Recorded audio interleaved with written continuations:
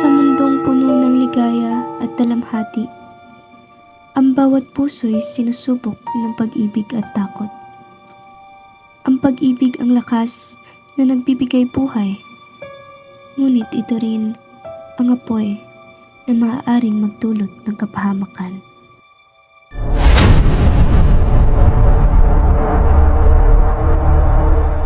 Si Sisa, yung babaeng siniguro yung baliw.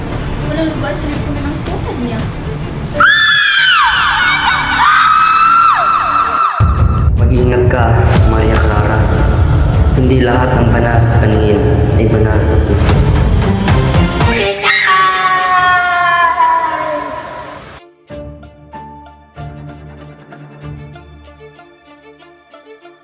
Ikinagagalak ko ipakilala sa iyong lahat, si Crisostomo Ibarra, anak ng yumaong kong kaibigan na si Don Rafael Ibarra.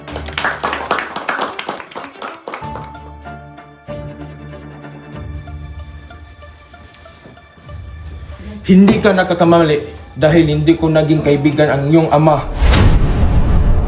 Ang hindi kumikilala palalo, hindi gumagala at hindi sumusunod sa kapangyarihan ng prayer ay paparusahan ng Diyos katulad ng ginawa kay Don Rafael Ibarra. Crisostomo Ibarra, alam mo ba kung ano nangyari sa iyong ama? Hindi. Ngunit ibig kong malaman kung ano ang tunay na nangyari sa kanya. Namatay ang iyang ama dahil sa paratang ni Padre Damaso. Siya'y ibinintang ng erehe at filibustero dahil sa hindi umano pag-amin ng kasalanan. At siya ay isang mabuting tao na nabiktima ng maling paratang at kalupitan ng kapangyarihan.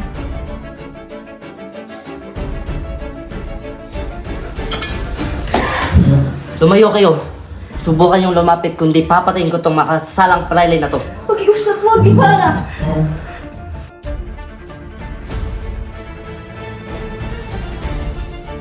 Maria Clara, anak, kailangan mo magpakasal kay Alfonso Miranez. Ngunit ama, ang puso ko na nakikinig kay Ibarra. Kahit ano ang nangyari. Kapitan siya. Kapag ang isang puso ay nasaktan, ay hindi basta-basta na gumagaling.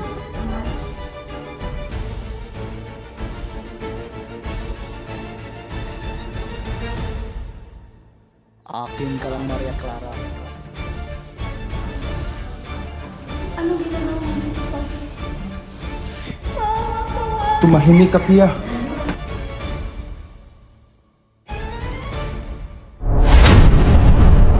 Ibarra, hindi ka ligtas dito. May maraming bibig ang handang magkanulo.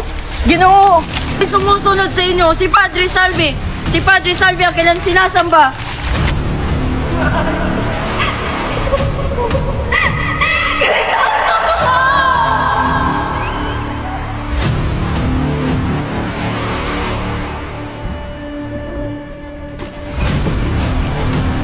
Ibarra, kailangan mo na tumakas. Kahit may sumusunod sa atin.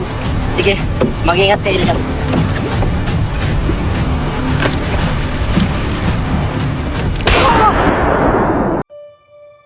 Hindi lahat ng baliw ay walang alam. Ang iba'y nababaliw dahil nakakita sila ng katotohanan. Tapatin niyo lamang po ako, Padre. Kayo po ba? Kayo po ba ang tunay kong ama? Maria, hindi mo maaaring sabihin kay Tiago. Huwag mo akong hawakan!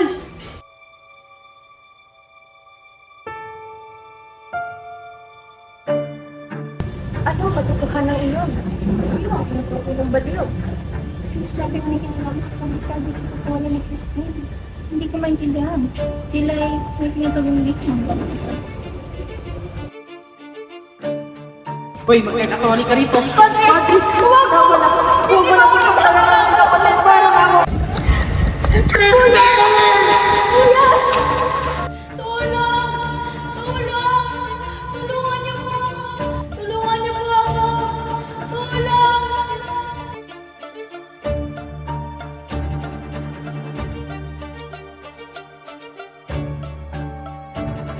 Wala akong tulong. Wala akong tulong. Kasinungalingan at pagnanakaw. Yan ang iyong kasalanan. Mga anak! Nasaan na kayo? Dito na si nanay! Chris!